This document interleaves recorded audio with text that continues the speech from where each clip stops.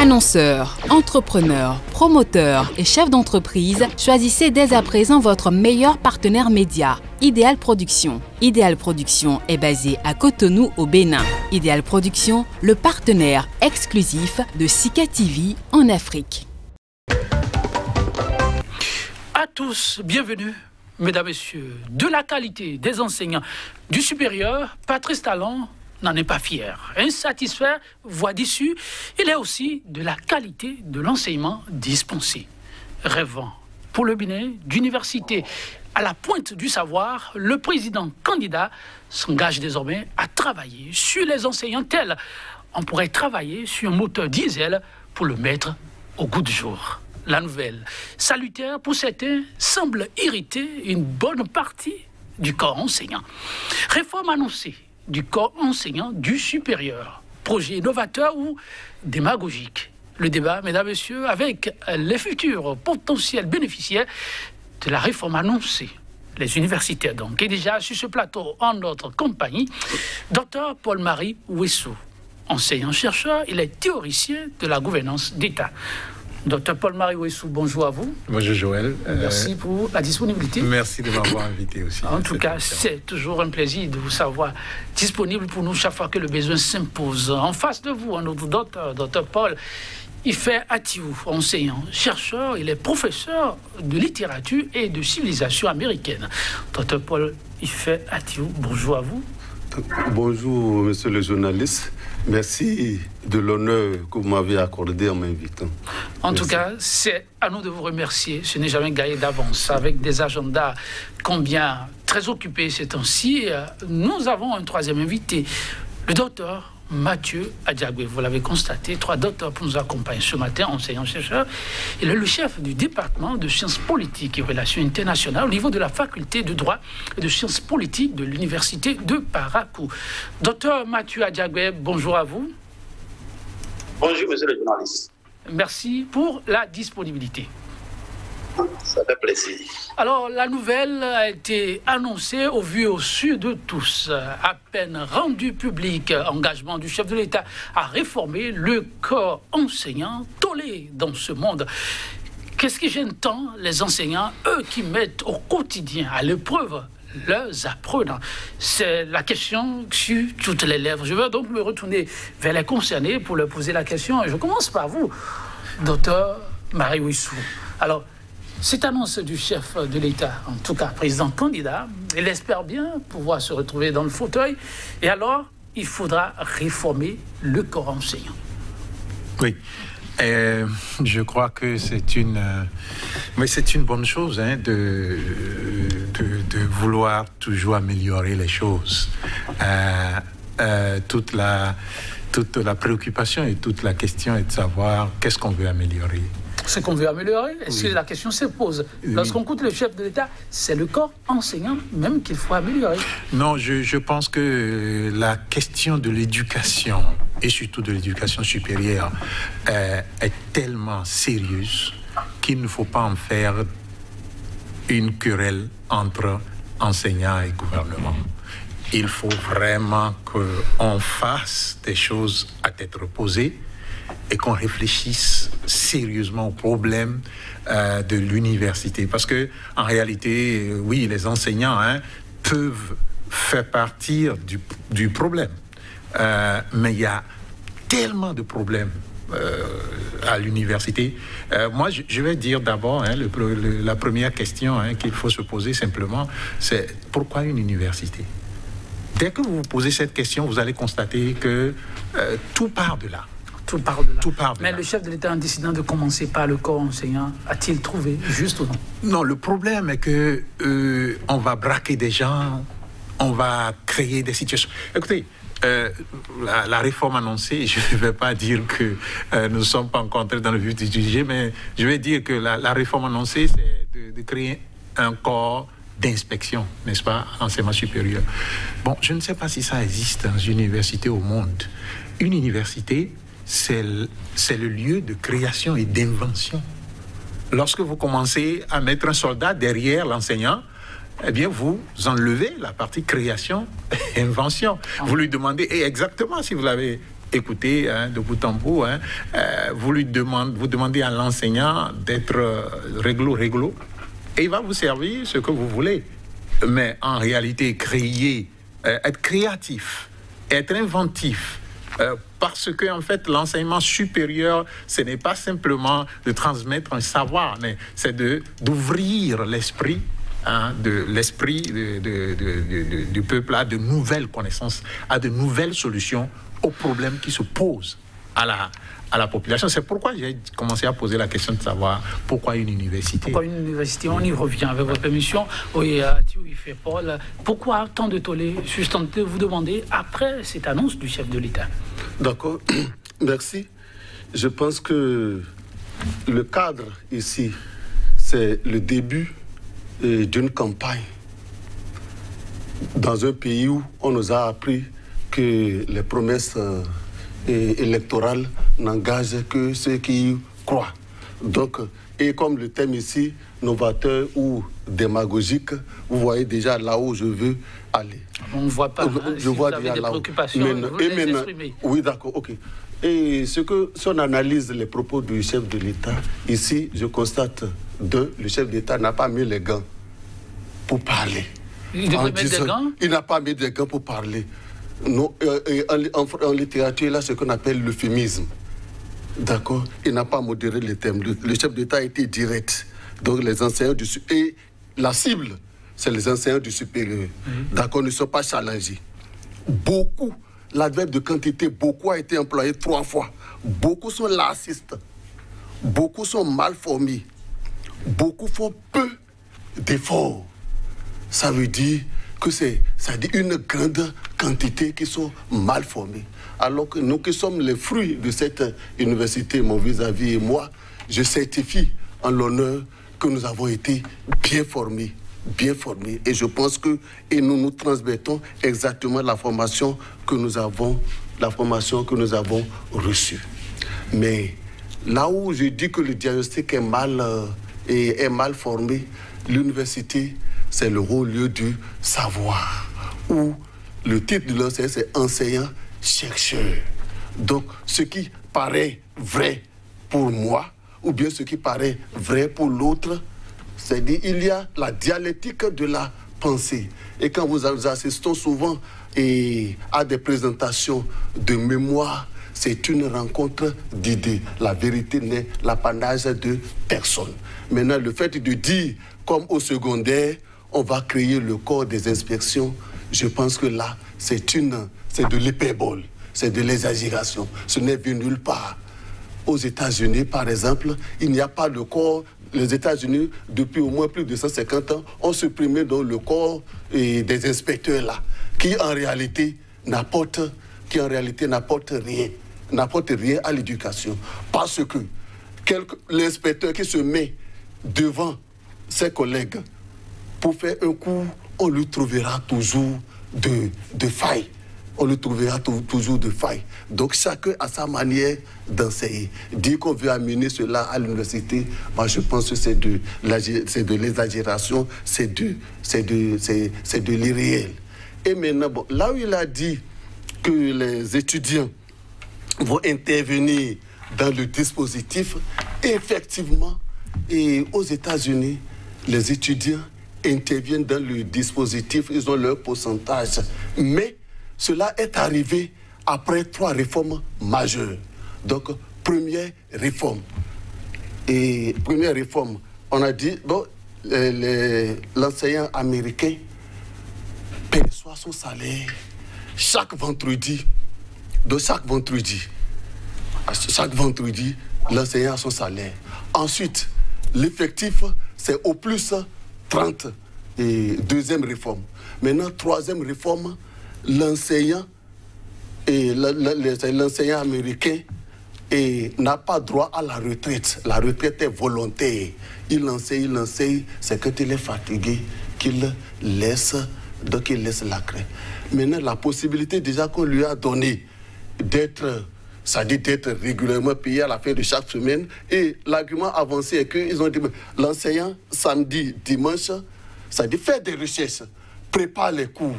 Donc, il n'est pas normal qu'il soit stressé. il faut qu'il soit dans de bonnes conditions. Surtout qu'il perçoit son salaire donc le vendredi, il est à l'aise, il peut faire une bonne préparation de son cours. Supposons un enseignant béninois qui est le 15 du mois et le vendredi, par exemple, prend les copies de l'enseignement, prend les copies des étudiants et qui veut se mettre à corriger. Et en ce moment-là, son épouse lui demande l'argent de la popote et lui dit d'attendre la fin du mois. Vous voyez le tollé dans ces conditions-là. Donc, vous voyez. Donc, il y a des conditions qu'on doit d'abord régler, qui ne sont pas réglées dans une université. Je voudrais que le chef d'État y mette les pieds dans une université où les cours se font par quinzaine. Et c'est même bien que ces propos viennent d'un chef d'État qui vient de faire 5 ans, qui n'a pas songé construire un appartement dans aucune des universités, qui n'a pas vu donc, que nous faisons donc des cours en face de 2000 étudiants, 2000, 2500, dans des conditions déplorables, ou bien vous avez quoi à 8 heures, vous attendez à 9 heures, les étudiants viennent vous dire qu'ils n'ont pas trouvé de salle. Dans ces conditions, donc, il y a d'abord des préalables qu'il faut d'abord régler avant de se lancer dans des propos que je dirais démagogiques. En tout cas, à chacun son regard. Nous allons nous retourner vers le professeur Mathieu Adiagbé. Monsieur Mathieu Adiagbé, vous avez suivi sans doute vos collègues, mais la question que je vous poserai reste la même. Pourquoi tout ce tollé autour de l'annonce faite par le président candidat? Merci beaucoup, monsieur le journaliste. En fait, c'est comme l'estropié qui porte une charge qui est penchée et on cherche au niveau de sa tête pourquoi les causes du penchement de la charge qu'il porte. Et le sage dit non, il faut tourner le regard vers plus le bas.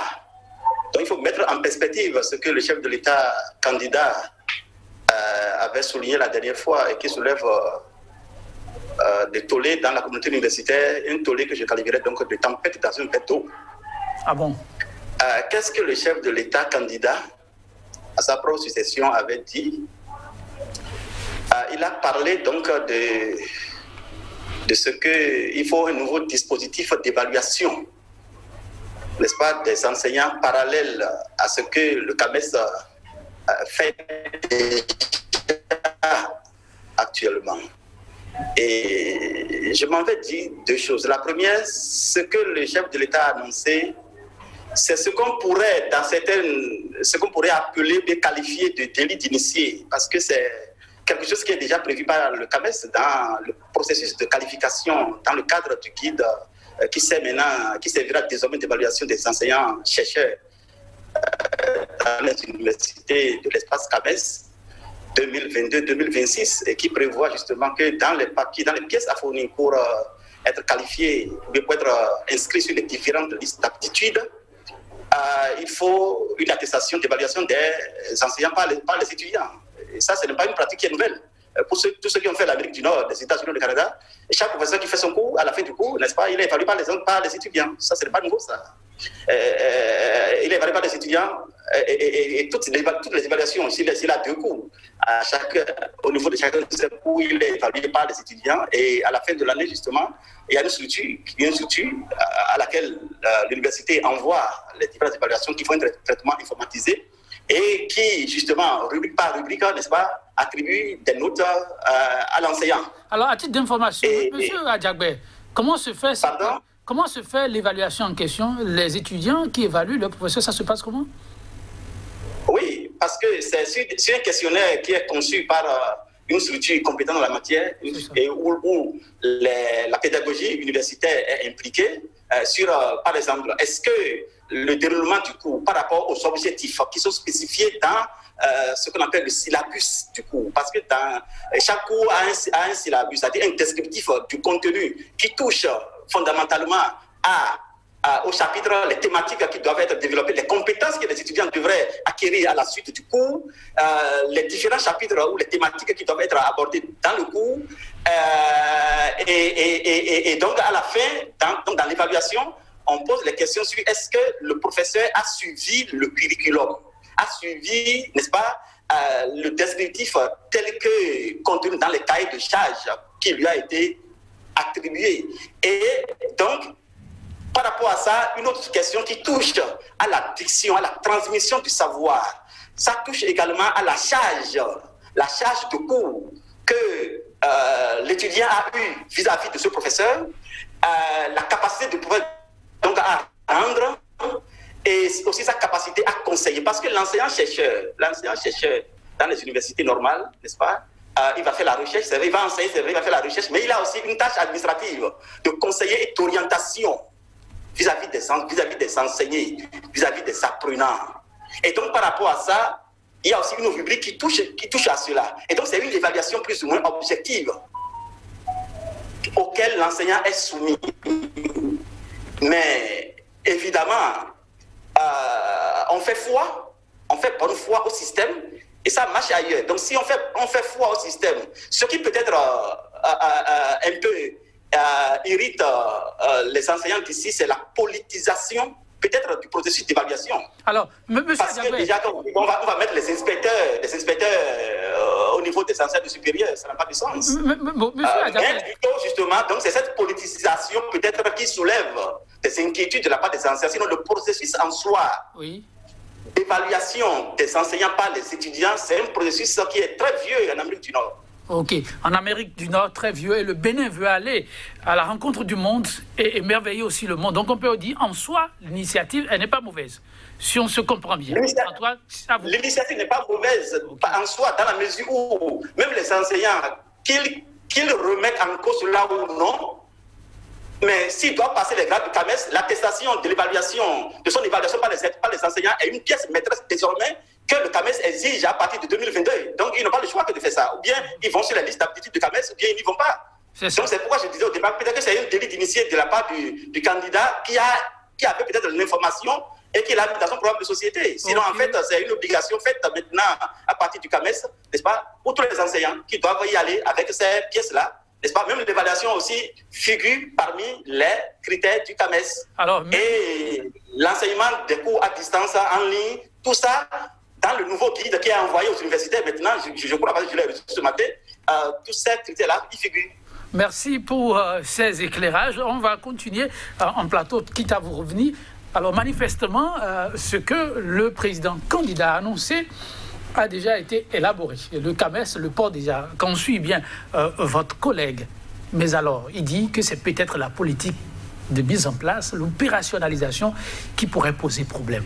Avant de vous demander votre regard là-dessus, mais le chef d'État a utilisé quand même certains mots, la main sur le cœur. Est-ce que vous pouvez dire que les enseignants d'université sont vraiment bien formés?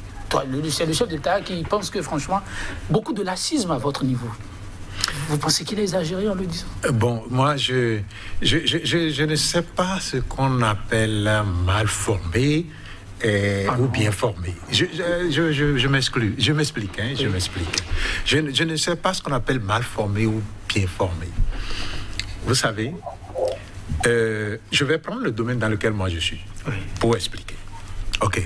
Il a dit, nous enseignons, on nous a bien formés et nous enseignons, disons, nous transmettons le savoir aujourd'hui, chose là. Moi, aujourd'hui, là où je suis en train de produire un certain nombre de recherches qui vont sortir bientôt sur l'enseignement de l'anglais dans le monde entier, mais avec l'exemple partant du Bénin. OK. Et quand vous prenez l'enseignement de l'anglais, vous savez qu'il y a, lui-même l'a dit, qu'il y a des inspecteurs de l'enseignement au secondaire, n'est-ce pas? Ils voient ce que, ils évaluent ce que les enseignants font, n'est-ce pas? Il y a tous les dispositifs au secondaire pour être sérieux, n'est-ce pas? Mais moi, je viens de sortir d'un coup, hein. Je viens d'un coup. La plupart d'entre vous sur ce plateau, d'ailleurs. Et je vous assure, je parle anglais en 2 minutes, les enfants, oh, monsieur ne comprend rien. Hein? Oui, qu'est-ce que vous voulez dire? Ce sont des étudiants de la première année, donc venus fraîchement du secondaire. Ils ont fait 7 ans d'anglais. Je ne sais pas si vous comprenez. Vous voulez dire que s'ils crient au tollé et qu'ils ne comprennent pas, ce n'est pas forcément votre faute. C'est ce que vous voulez dire? Non, comment ça peut être ma faute? Ma faute, on me demande d'enseigner le genre littéraire. Et on me demande de l'enseigner en anglais. Je parle anglais. Je ne vais pas parler français pour enseigner le genre littéraire en anglais.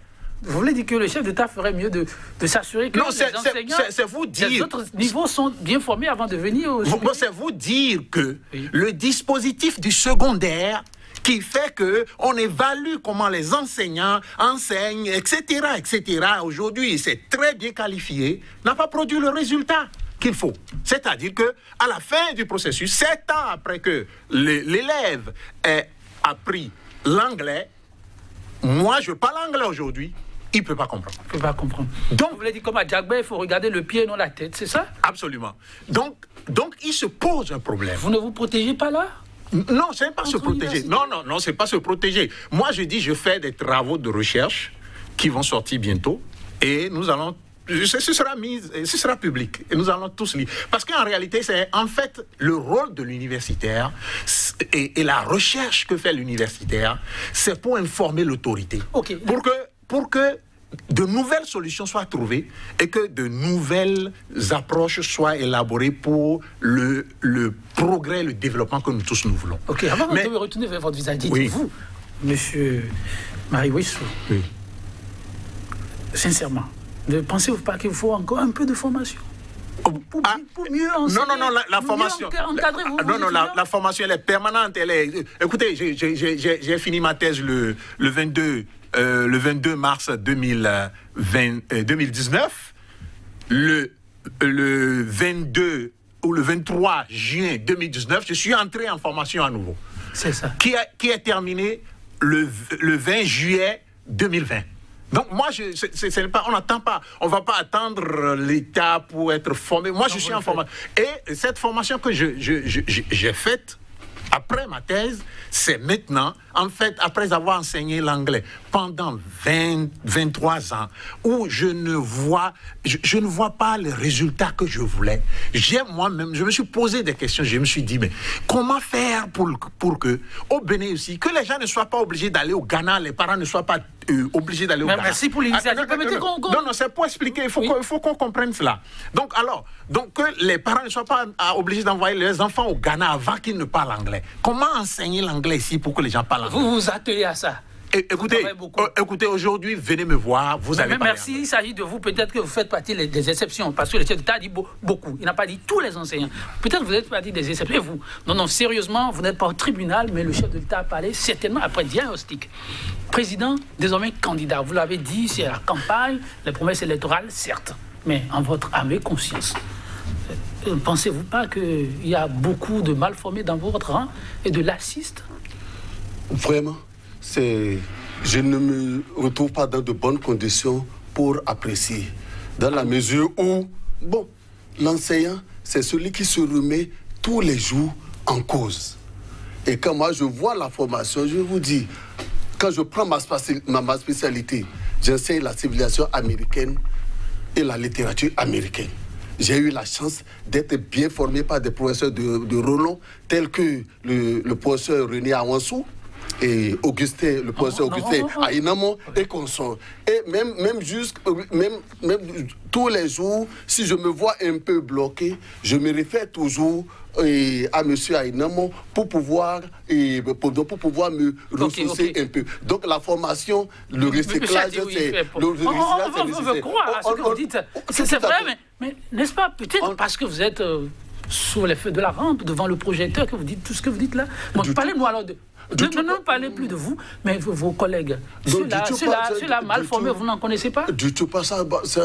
Je joue la main sur le cœur. Vous ne connaissez pas? C'est-à-dire, je joue la main sur le cœur. Bon, on se voit, notre souci majeur, c'est comment même faire mieux. Plus que maintenant, pour une unité.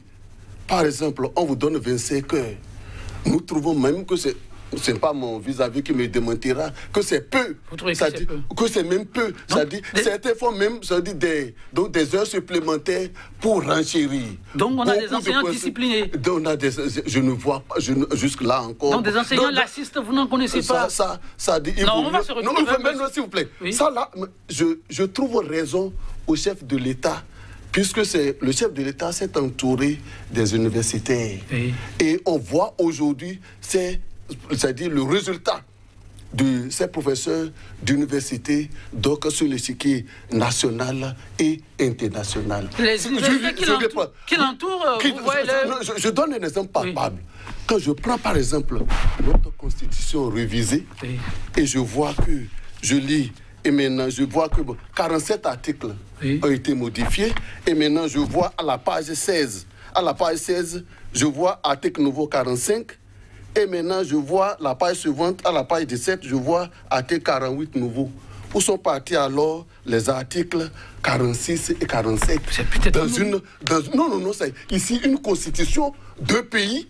On ne peut pas aller, on ne peut pas aller à ce extrême. On parlait des universités. On ne peut pas aller à ce extrême-là pour produire maintenant ce chiffon. Maintenant, non, n'appelez pas la constitution chiffon. Non, heureusement que c'est déjà abrogé par la Cour africaine des droits de l'homme. Vous voyez ce que je dis. Non, ici maintenant, disons-nous la vérité. C'est quoi le lien avec les universités? Ce qui est ici maintenant, si vous êtes universitaire, ça veut dire que vous avez une connaissance globale, une connaissance scientifique. Et à un moment donné, vous pouvez alors donner votre point de vue. Si je prends par exemple le cas donc du président, le président Nelson Mandela qui dit que l'éducation est l'arme la plus puissante qu'on puisse utiliser pour changer le monde. Oui. L'éducation est capitale. Donc ça veut dire que si vous êtes universitaire, un agrégé, et on vous demande alors vos conseils sur tel, vous devez donner alors donc de bons conseils. Vous devez donner alors de bons conseils, quitte à celui que vous donnez le conseil de ne pas suivre. S'il ne suit pas, alors vous prenez votre responsabilité, vous démissionnez. Et maintenant, nous sommes à une période où, disons-nous la vérité, ramenons alors l'enseignement à terre et voyons ce qui nous entoure. Pas de la politique, puisque c'est un politicien qui a parlé. Je vois mal que des professeurs agrégés n'ont pas pu attirer l'attention donc du chef de l'État pour dire que son mandat prend fin le 5 avril 2021 à minuit et qu'après le 6 avril, qu'il est dans l'illégalité, qu'il est illégitime, c'est dit qu'on ne puisse pas lui dire ça et que maintenant on nous laisse dans l'impasse où voilà, même hier encore, la Cour africaine des droits de l'homme vient encore donc de sortir une décision contre notre pays. Ça ne nous honore pas. Je pense que quand on est universitaire, quand on est juriste, oui, on n'est pas juriste alimentaire. La plus forte raison, on voit aujourd'hui maintenant qu'il y a deux catégories d'intellectuels. Un intellectuel est différent d'un cadre lettré. Oui, je voudrais qu'on ramène le débat. Non, on va revenir sur cette question. S'il vous plaît, monsieur, vous permettez, vous avez suffisamment donné d'illustrations. Permettez qu'on écoute votre collègue, le professeur Mathieu Adiagbé. Monsieur Mathieu Adiagbé, le chef de l'État, en parlant, n'a-t-il pas fait un bon diagnostic?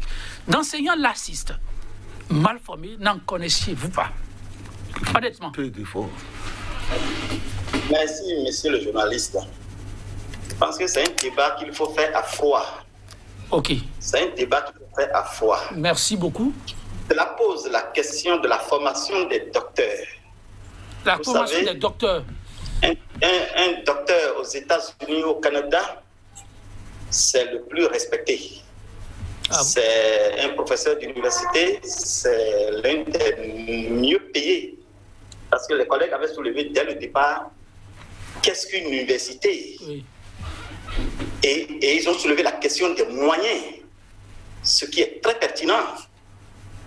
Si on veut faire la réforme de façon profonde, il faut attaquer le mal à la racine. Mais il faut aussi interroger les formateurs. Vous savez, ici, dans notre espace, on parle du doctorat unique, de thèse d'État. C'est des noms qui, évidemment, font sourire les Nord-Américains.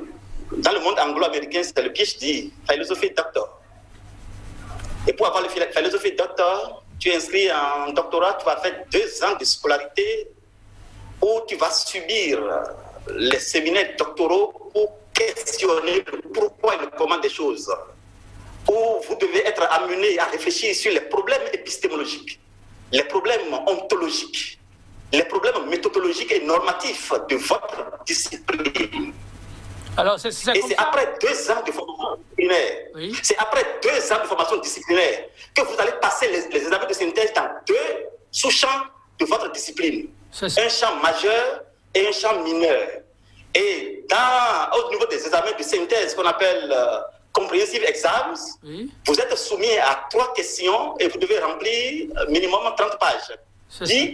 10 pages par question. Vous n'êtes pas connecté à Internet, vous n'avez pas de livre, vous n'avez pas de la documentation, vous avez un ordinateur ouvert avec une page Word et vous avez de 9h à 15h. Sérieusement. Et comment ça se passe? Et avant, dans la formation, vous avez une biographie, je viens. C'est pas que vous avez demandé la formation. Tout à Quand fait. on dit que est-ce que les gens ne sont pas mal formés, que j'ai envie de vous expliquer le processus qui se passe ailleurs et qu'on veut peut-être, n'est-ce pas, ramener ici, puisque, qui nous souviennent, le chef de l'État avait dit en son temps, le chef de l'État candidat en 2016, il avait dit que les besoins sont globalisés. Donc l'enseignant ici au Bénin n'est pas différent de l'enseignant à Harvard. Sinon, comment expliquer justement que le savoir aujourd'hui, c'est universalisé. Donc, et donc les formations aussi doivent être universalisées pour que ce que nous enseignons à nos étudiants ici, qui n'ait rien à envier à l'étudiant qui a fait Harvard. Nous avons les ressources humaines pour le faire. Et donc, voilà le processus de formation des docteurs. Et c'est quand vous passez les examens de synthèse avec succès que maintenant vous êtes autorisé à vous inscrire en thèse. Parce que vous n'êtes pas, quand vous devenez enseignant-chercheur, ce n'est pas votre thèse que vous allez enseigner, vous allez enseigner la discipline. Est-ce que c'est comme ça se passe au Bénin? Qu'est-ce qu'on constate ici? Il s'inscrit en thèse directement après le Master 2. Oui. Il a son directeur de thèse. Il va rester là, travailler pendant 3 ans. Il vient soutenir une thèse de doctorat. Quelle compréhension il a des phénomènes, des problèmes qui sont soulevés dans son champ? Il faut appeler un chat un chat. Donc il y a problème. Et quand on dit enseignant-chercheur, il est présent sur les lieux. Il est présent sur les lieux. Il est présent sur les lieux. Il enseigne une discipline, il n'a sa thèse. Les doctorats qu'on fabrique à l'appel dans les universités nationales du Bénin, il faut le dire. Merci. Il faut le dire, on va dire qualification, on va écrire des papiers de 12 pages, de 13 pages, à 2 ou à 3, et puis on passe les grades. Non, si on veut s'attaquer au problème vraiment de formation, est-ce que, n'est-ce pas, ce sont ces professeurs-là que vous allez voir, quand on dit qu'il y a expertise qui vient de la Banque mondiale ou du FMI, ce sont les gens que nous formons en Amérique du Nord qui ont la maîtrise, qui viennent être des experts ici. Bien sûr, moi j'ai formé des gens à l'université d'Ottawa, à l'école d'études politiques, que j'ai formés qui sont aujourd'hui des diplomates canadiens aux États-Unis d'Amérique. Donc il y a au Bénin. Voilà le parcours de l'enseignant, de la formation de l'enseignant là-bas qui produit du savoir, qui produit les producteurs de savoir. Et quand vous êtes enseignant ici, et puis évidemment, les collègues ont souligné un problème très important de moyens. Ah, vous avez des problèmes de moyens. Quand on a adopté le système LMD, oui. Et on a structuré la formation en 2 semestres.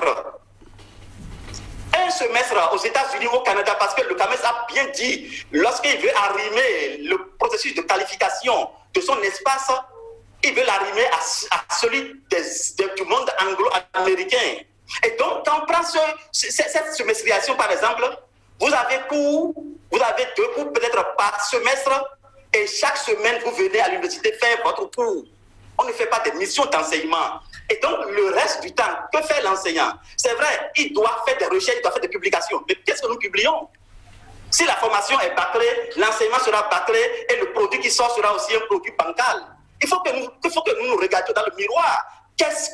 Si vous avez une thèse de doctorat qui a 100 pages, ou bien qui a 200 pages, qui a à peine 7 notes de bas de page, quelle formation ce docteur-là a reçu et quel devant les étudiants, il va lire sa thèse aux étudiants?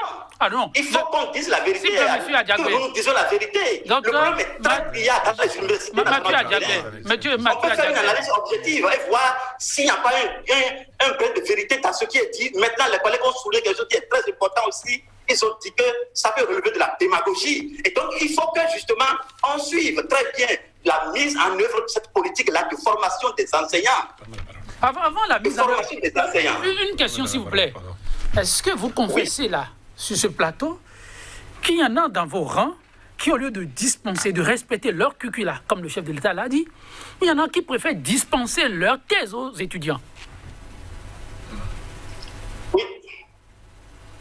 Vous savez? Oui.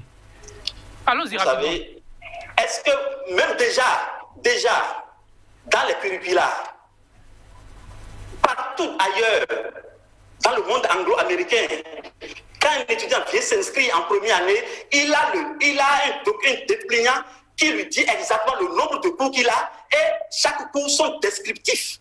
Il y a des curricula dans nos universités où on liste seulement les cours sans contenu, sans orienter l'enseignant sur ce qu'il doit aborder, sur les thématiques qu'il doit aborder, sur les chapitres qu'il doit aborder. Il y a des cours qui font un chapitre qu'on va saucissonner sur une semaine. Sérieusement. Disons-nous la vérité. Disons-nous la vérité. Merci, monsieur Donc, si on veut s'attaquer au problème, oui. il y a des enseignants ici qui vont peut-être vous enseigner des choses qui sont passées, qui sont en 1974 en France. Mais on est au Bénin. Ils vont faire des références que vous allez retrouver dans le code français de Napoléon. Ça, c'est des réalités que nous vivons, que les étudiants vivent. Oui, il faut que le système soit réformé pour que l'enseignant puisse dérouler son enseignement dans les règles de l'art. Merci, monsieur Adjagbe. Je vais retourner rapidement vers vos collègues par ici. Oui, manifestement, il y a anguille sous roche. Non, je suis désolé, mais je suis vraiment désolé. Désolé pourquoi pour ce que mon collègue vient de dire. Il a dit qu'il faut se regarder dans la glace. Oui, on doit se regarder dans la glace. Mais il sait avec moi, s'il a été formé aux États-Unis et qu'il est passé par toutes les étapes dont il a parlé, oui. Il sait avec moi que pour dire ce qu'il dit là, oui. Il faut avoir fait une étude. Et qu'on ne se lève pas, on a vu un cas quelque part, et puis qu'on se lève et on jette du discrédit sur tout ce que toute une nation a fait, 50 ans, notre université a. Oui. Et vous jetez du discrédit sur ça parce que vous avez vu un cas ou un autre ici. Ce n'est pas bon. Ce n'est pas bon. C'est ça. Voilà. C'est ces propos qui font que, je constate que, c'est ces propos qui font que le chef de l'État, parfois, disons, va dans un certain sens, et vous vous demandez pourquoi. Vous avez vu ce qu'il a dit, c'est exactement comme ce que le professeur Roger Béonville a dit, c'est exactement la même chose. Non, attendez. En science, il est en science, nous sommes en science. Et en science, qu'on soit formé aux États-Unis, ou qu'on soit formé au Bénin, ou qu'on soit formé au Canada, en science, quand vous voulez parler, vous vous appuyez sur des données.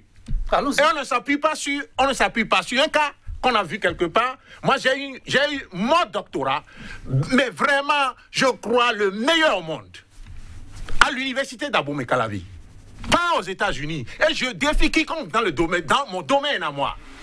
Je le défie de quiconque dans mon domaine à moi de venir à moi et qu'on s'asseye et qu'on discute pédagogie, qu'on discute contenu, qu'on discute l'évolution de ma matière.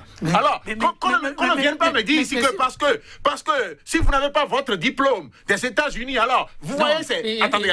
Je n'a jamais dit ça. Non, c'est ce qu'il a, et tous les diplômes...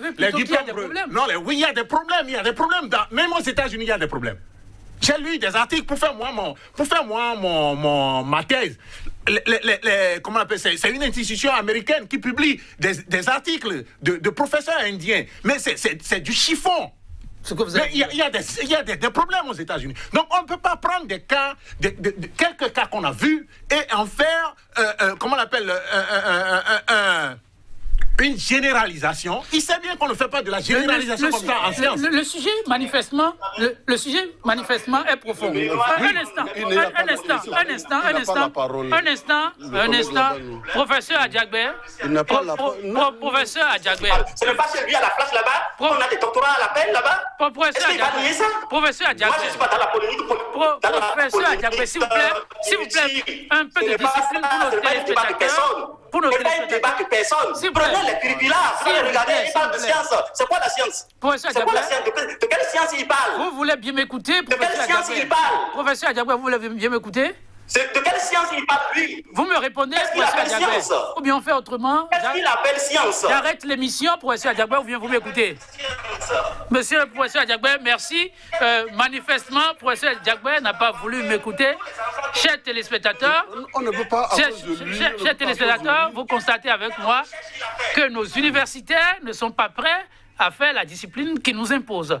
Professeur Adjagbe, merci vraiment de nous laisser le pas. Ce qu'on va faire, je propose, le temps est complètement parti, on va faire plutôt un tour de table pour, pourquoi pas, clôturer et ensuite on se retrouvera, si le temps vous le permet, pour approfondir le débat. Donc, je vous donne la parole, monsieur Marie Ouissou. Non, moi, je suis désolé. Il y a des gens qui se prennent pour ce qu'ils ne sont pas. La science, c'est la science. La science a un seul langage. La science, c'est l'expérimentation.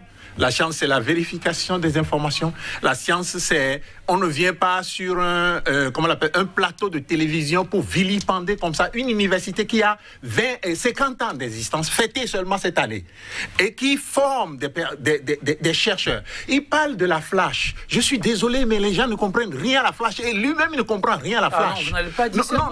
Non. Je demande au professeur, mettons de l'eau dans le Oui, parce que les gens s'attaquent tout le temps à la flash. C'est ça le problème. Les gens s'attaquent tout le temps à la flash et les gens ne comprennent pas ce que ça veut dire la flash. Et quelle est la méthode de la flash? Moi, je suis formé de la première année jusqu'à mon doctorat à l'université d'Abomey-Calavi.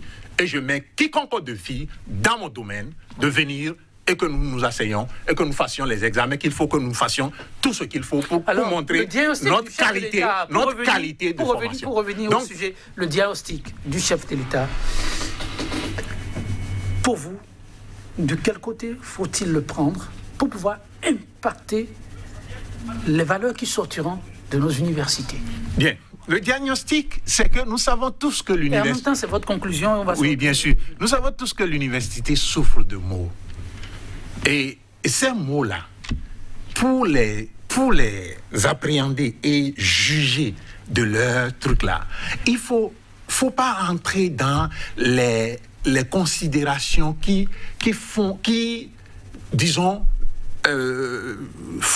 font penser que l'université ne vaut rien et n'est rien. Je vais vous expliquer quelque chose très rapidement. N'oublions pas que c'est pour conclure. Oui, pour conclure. Vous savez, et dans les années 80-90, nous avons eu des enseignants, certains venus des États-Unis. On reviendra sur tout ça. Non, je vous demande juste de conclure. Oui, nous avons eu cela. Et c'est ça la guerre qu'on se fait tout le temps. Votre conclusion à l'université aujourd'hui? Oui, la conclusion pour l'émission, c'est que moi je trouve que nous devons garder la tête sur les épaules. Nous devons continuer. Je vais dire simplement ceci. Oui. L'université d'Abomey-Calavi a des problèmes. Mais c'est comme toutes les universités du monde, mais elles forment des gens. Merci beaucoup. Votre conclusion? D'accord. Merci beaucoup. Et comme l'a dit mon vis-à-vis, lui, il est dans son domaine. Moi aussi, je suis dans mon domaine. Votre conclusion? Je suis dans mon domaine, s'il vous plaît. On reviendra là-dessus. Oui, je suis dans mon domaine et de dire de la même manière aussi que je défie quiconque viendra me défier dans mon domaine, dans le domaine de la littérature américaine et de la littérature américaine. On parle de l'université, non de vous. J'ai eu quand même la chance. On parle de l'université, non de vous. Votre conclusion par rapport au problème posé par le chef de l'État, on reviendra là-dessus. Non, le problème éducatif ne peut pas être réglé par la politique, ça ne peut pas être réglé. Merci beaucoup, on vous a compris. Quand on y retire la politique... Plus on jette trop de disques sur... On vous a compris. Monsieur Adiagbé, votre conclusion. Merci, monsieur Ati-Ouifoué-Paul. Monsieur Mathieu Adiagbé, votre conclusion. Monsieur le journaliste, quand on pose un problème, il faut analyser le problème à fois et essayer de corriger le problème. C'est ce qu'on appelle l'approche de résolution du problème. Et si le CAMES a exigé qu'on ait des certificats de formation pédagogique avant de passer les grades, et que le chef de l'État dit, le chef de l'État candidat évidemment dit qu'il faut réformer le système éducatif supérieur du Bénin, et il a bien dit qu'il va le faire en concertation avec les enseignants. Donc au moment venu, on va ensemble voir les problèmes qu'il y a et la manière donc de former ces... Merci beaucoup. On a compris aussi votre message. C'est de la disponibilité à votre niveau. Du peuple africain de demain. Merci à vous, professeur Mathieu Adiagbé. Merci également à vous, monsieur Ati-Ouifoué-Paul. Monsieur Marie Ouissou, merci également à vous, chers téléspectateurs. Non, ne vous en faites pas, c'est promis. On verra leur agenda. Si vous ne les retrouvez pas, sachez que c'est de leur faute et non de Sika. Sika se pliera en 4 pour les ramener pour poursuivre ce débat. À très bientôt.